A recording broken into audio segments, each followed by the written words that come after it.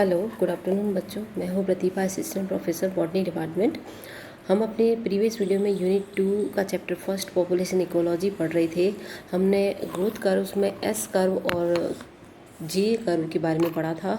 S curve में जो है वो के नाम हमने देखा था कि के क्या होता है और आर जो है वो क्या होता है। तो अब हम देखेंगे कि आर और के जो चयनित सिलेक्शन जो पॉपुलेशंस है उसमें क्या डिफरेंस होता है। मैकऑर्थर और विल्सन ने ऐसा कहा था कि जो आर और के जो है वो पॉपुलेशन के चयन के उत्पाद होते हैं।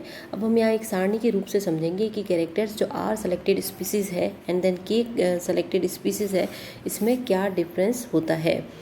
तो जो आर सेलेक्टेड स्पीसीज़ है उसको एनवायरनमेंट तौर पर हम देखते हैं। अच्छा, एक चीज़ मैं और आपको बताना भूल गई थी, बायोटिक पोटेंशियल क्या होता है, किसी की भी जीवीय संभावना क्या होती है। तो प्रत्येक समष्टि में वृद्धि करने की शक्ति पाई जाती है जब उसके पास पर्यावरणीय दशाओं की असीमित कंडीशंस या विशिष्ट वृद्धि दर है या फिर फेवरेबल कंडीशन है। तो ऐसे में प्रति व्यक्ति समष्टि वृद्धि या उपस्थित दशाओं के लिए निश्चित या अधिकतम हो जाती है। तो अनुकूल दशाओं में वृद्धि दर का मूल्य जो है एक विशिष्ट समष्टि की आयु संरचना का गुण बन जाता है। तो इस तरह से जो आर जो है उसका मतलब होता है बी माइनस डी। आर का मतलब है एक स्पेसिफिक ग्रोथ रेट, यानी कि उसकी आंतरिक वृद्धि दर कितनी है, और बी का मतलब है स्पेसिफिक जो है बर्थ रेट, एंड डी का मतलब है स्पेसिफिक डेथ रेट। तो r is equal to b minus d. अब यहाँ देखते हैं कि r selection species and K selected species में क्या अंतर है। तो एनवायरनमेंट के रूप में देखें तो आर सिलेक्शन स्पीसीज बहुत ज़्यादा परिवर्तनशील होती है, यानी कि इसमें चेंजेस होते रहते हैं, जबकि के सिलेक्शन स्पीसीज जो है वो स्थिर या पूर्व सूचनीय परिवर्तनशील होती है या फिर प्रिडिक्टेबल होता है कि इसके अंदर परिवर्तनशील होगा या नहीं होगा। अब इनके पॉपुलेशन कैरेक्टर्स की हम बात करें तो इसमें हाई फर्टिलिटी रेट होती है, जबकि के सिलेक्शन में लो फर्टिलिटी रेट होती है। इसका घनत्व जो होता है वो परिवर्तनशील होता है, जबकि इसका घनत्व काफ़ी ज़्यादा स्थिर होता है। इसके जो घनत्व, इसके बाद कैरिंग कैपेसिटी जो है उससे काफ़ी नीचे की ओर होता है, जबकि इसकी कैरिंग कैपेसिटी को, ये कैरिंग कैपेसिटी मैंने पहले भी बताया था, फिर वापस रिवीजन करते थे। किसी भी जीव के अंदर मैक्सिमम उसकी फर्टिलिटी, यानी कि मैक्सिमम वो कितना रिप्रोडक्शन कर सकता है, वो उसका कैरिंग कैपेसिटी जिसको हम सी कहते हैं वो होता है। तो इसमें सी जो है वो उससे काफ़ी नीचे इनकी पॉपुलेशन होती है, जबकि इसमें कैरिंग कैपेसिटी के जस्ट आसपास होता है। इंडिविजुअल कैरेक्टर्स की बात करें तो इसका शरीर का माप छोटा होता है, जबकि इसमें शरीर का माप बड़ा होगा। इसकी विकिरण शक्ति, अपने आप को विकिरित करने की जो शक्ति है वो बहुत अच्छी होती है, जबकि के सेलेक्टेड पॉपुलेशन में ये कम होती है। इसमें तीसरा जो है वो आउट क्रॉसिंग होगा, जबकि इसमें वर्धी जनन या अनिश्चित जनन होगा। इसका सामाजिक संगठन बहुत ही निम्न स्तर का होता है, जबकि इसकी सामाजिक संगठन जो है वो उच्च स्तर का होता है। तो ये हो गया are selected and K selected species का अंतर। अगर कहीं पे हम देखें कि जैसे आर और के जो है वो वातावरण अगर निश्चित है तो नहीं बदलते, लेकिन ऐसा बहुत ही कम होता है कि वातावरण जो है वो निश्चित रहे। समष्टि के अपने घनत्व में जो बदलाव के प्रभाव के लिए कोई भी समय विलंब जो है वो नहीं होता है। प्रत्येक सजीव जो है अपने घनत्व के प्रभाव या किसी भी आयु या लिंग के समान पारिस्थितिकी गुण रखते हैं। तो इस तरह से ये आर सेलेक्टेड और के सेलेक्टेड दो अलग अलग तरह की स्पीसीज होती है। नेक्स्ट हम देखेंगे जीन इकोलॉजी। जीन इकोलॉजी का मतलब होता है कि इकोलॉजी जो है, एनवायरनमेंट है, वो किसी भी जीव को किस तरह से जीन स्तर पर प्रभावित करता है या उसको परिवर्तित करता है। तो इसमें पहला नाम देखते हैं इकोलॉजिकल एम्पलीट्यूड। इकोलॉजिकल एम्पलीट्यूड क्या होता है, जिसको हम हिंदी में पारिस्थितिकी आयाम कहते हैं। किसी भी जाति के द्वारा अपने परिवेश या अपने सराउंडिंग या पर्यावरण से विभिन्न आवश्यकताएं पूर्ण करने या विभिन्न वातावरणीय उतार चढ़ाव को जो सहन करने की क्षमता होती है वो उसका पारिस्थितिकी आयाम है। यानी कि कोई भी वातावरण में होने वाले परिवर्तनों के प्रति अपने आप को किस तरह से कैपेबल रखती है उसमें रहने के लिए, तो इसको हम पारिस्थितिकी आयाम या इकोलॉजिकल एम्पलीट्यूड कहते हैं। गोटे ट्यूरेशन 1922 में इन्होंने, कई सारे स्वीडन के एक साइंटिस्ट थे, इन्होंने एक्सपेरिमेंट किए थे स्वीडन में। इन्होंने एक गार्डन में प्लांटेको मैरिटिमा जो नाम का प्लांट है उसके 20 से भी ज़्यादा स्पीसीज़ के प्लांट उगाए थे।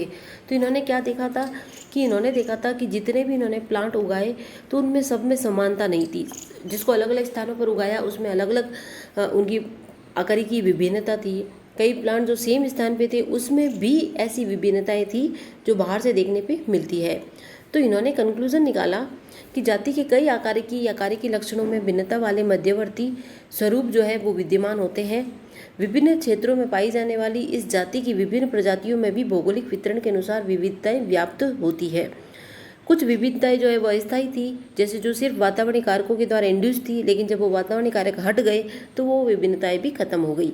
तो जो विभिन्नता है वो स्थिर भी हो सकती है और अस्थिर भी हो सकती है, जबकि कुछ विभिन्नताएं परमानेंट थी क्योंकि वो जेनेटिकली फिक्स्ड थी, यानी कि वातावरण ने उनके जीन तक को परिवर्तन कर दिया था। तो ये सब हम जीन इकोलॉजी के अंदर पढ़ते हैं। गोटेड ड्यूरेशन जो थे, उन्होंने कहा था कि किसी भी स्थिर की प्रजाति या नस्ल की उसके वातावरण के साथ अनुकूलनीय विशेषताओं का एक स्वतंत्र अध्ययन ही जीन इकोलॉजी कहलाता है। क्योंकि जीन, अगर कोई भी इकोलॉजी किसी भी जो स्पीसीज है या किसी भी रेस है उसके जो वातावरण के साथ होने वाले जितने भी परिवर्तनशीलता आती है उसमें क्या क्या चेंज होता है उसके जीन स्तर पर, वही जीन इकोलॉजी के अंदर हम पढ़ते हैं। तो ड्यूरेशन जो थे, उन्होंने इस तरह से जब हम अलग अलग वातावरण में अलग अलग स्पीसीज को उगाते हैं प्लांट को, या सेम स्पीसीज के अलग अलग प्लांट्स उगाते हैं तो उनके अंदर अलग अलग डिफरेंस आते हैं। तो उसके आकार पे उन्होंने 4 टर्म्स दी थी। इकोटाइप यानी कि परिप्रारूप, इकेड्स, यहाँ पे ये मैंने ECADS लिखा है तो आप इसको अच्छे से पढ़ लें, इकेड्स यानी पारिस। तीसरा है इको स्पीसीज यानी कि परिजाति। एंड चौथा है कोइनो स्पीसीज यानी कि संजाति। तो इसमें सबसे पहले इकोटाइप्स को लेंगे। इकोटाइप्स में क्या है कि किसी भी जाति के सदस्य जो भिन्न भिन्न भौगोलिक प्रदेश में उगने से स्थानीय जलवायु के प्रभाव से उनकी आकारिकी या कार्य के रूप में आनुवंशिक स्तर पर स्थिर, यहाँ पे ये वर्ड को अंडरलाइन कर देना, स्थिर प्राकृतिक भिन्नता को प्रदर्शित करते हैं, वो इकोटाइप्स कहलाते हैं। यानी कि इनके अंदर जो जेनेटिकली चेंज होंगे वो स्थिर होंगे। अब हम इसके कैरेक्टर्स देखते हैं। कैरेक्टर्स ऑफ इकोटाइप्स, एक ही जाति की जो परिप्रारूप यानी कि इकोटाइप्स होते हैं वो जीन परिप्रारूप भिन्नता दर्शाते हैं, लेकिन वे सदैव इंटरब्रीडिंग या अंतर्जनन करते हैं। मतलब उनके अंदर जेनेटिकली चेंज तो होंगे और वो भी स्थिर होंगे, लेकिन उनके अंदर इंटरब्रीडिंग या अंतर प्रजनन चलता रहेगा। जब ये एक प्राकृतिक आवास में संवर्धित या उगाए जाते हैं तो उनके वास्तविक लक्षणों को धारण या रिटेन करते हैं अपने कैरेक्टर्स को। परिप्रारूप यानी कि इकोटाइप जो है वो आनुवंशिक रूप से स्थायी होता है। मैंने आप पिछली जो स्लाइड उसमें बताया आपको कि स्थायी रूप पे आप मतलब कर देना, क्योंकि स्थायी वर्ड अगर नहीं होगा तो इसकी पूरी डेफिनेशन ही चेंज हो जाएगी। और एक जाति के विस्तृत पारिस्थितिकी आयाम को उसके आकारिकी एवं कार्यकी लक्षणों के आधार पर विभेदित करने के लिए अलग अलग प्रारूप जो है वो परिप्रारूप बनाते हैं। और इकोटाइप्स जो है वो अलग अलग हैबिटेट्स में उगाते हैं, इसीलिए उनके अंदर जेनेटिकली चेंज होते हैं। एक परिरूप को दूसरे परिरूप में स्पष्ट रूप से पृथक कर सकते हैं क्योंकि ये डिस्क्रीट इनटाइटीज होते हैं या विविक्त इकाइयाँ होती है। वातावरणीय परिवर्तनों के साथ साथ स्थानीय अनुकूलनशील जो समष्टि के प्राकृतिक वर्ण के साथ साथ परिप्रारूप विभिन्नताएं प्रदर्शित करते हैं। अतः समान वातावरणीय स्थिति में इस आकारिकी लक्षणों में भिन्नताएं विलोपित नहीं होती है। तो ये सारे इस इकोटाइप के कैरेक्टर्स हो गए। कुल मिला के अगर हम किसी भी प्लांट की स्पीसीज को अलग अलग वातावरण में उगाते हैं तो उनके अंदर जेनेटिकली चेंज होते हैं, और ये जेनेटिकली चेंज जो है वो फिक्स्ड होते हैं, स्थिर होते हैं, यानी कि वापस अगर हम उसकी प्रजाति को उगाएंगे तो वो जेनेटिकली चेंज नहीं जाएंगे।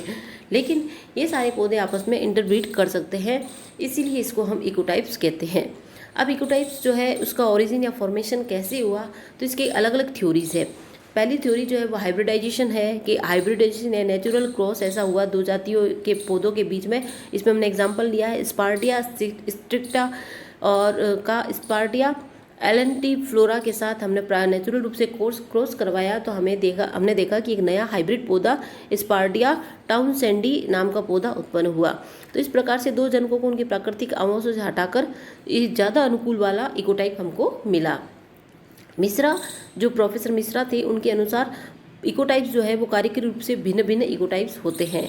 सेकंड जो इसका है म्यूटेशन, कि अगर प्राकृतिक उत्परिवर्तन यानी कि नेचुरल म्यूटेशन हुआ है या फिर रिकॉम्बिनेशन हुआ है तो उससे भी ये सेग्रीगेशन पॉपुलेशन में छोटा सा जीन पूल एकत्रित एक्यूमुलेट हो जाता है, जो समष्टि को उस विशिष्ट आवास में या पर्यावरण में रहने के लिए और ज़्यादा अनुकूलित करते हैं। यानी कि इकोटाइप्स एक तरह से अच्छे हैं और ज़्यादा एडेप्टेबल होते हैं उस एनवायरनमेंट में, उस प्रतिस्पर्धा को सहन करने के लिए। तो इस तरह से ये नए नए इकोटाइप्स को हम उत्पन्न कर सकते हैं। मुंटिंजिंग नाम के एक वैज्ञानिक थे, उनके अनुसार आनुवंशिक विभिन्नताएं जो है वो एक इकोटाइप की उत्पत्ति का आधार है। अब यहाँ पे हम देख रहे हैं कि ये जो डायग्राम है एकिला ग्लैंडुलोसा के जो इकोटाइप्स, ये तो इकेट्स के लिए है, ठीक है। इसका जो तीसरा है वो है म्यूटेशन, क्रोमोजोमल चेंजेस यानी कि किसी के भी गुणसूत्रों की संरचना में या ट्रांसलोकेशन हो गया, इन्वर्जन हो गया, या किसी भी खंड का टूटना हुआ या किसी खंड का जुड़ना हुआ, पॉलीप्लॉइड्स हो गई, तो ये सब इकोटाइप्स को उत्पन्न करने में काफ़ी हेल्पफुल रहते हैं। अब हम देखते हैं इकोटाइप्स के टाइप्स अलग अलग तरह के होते हैं।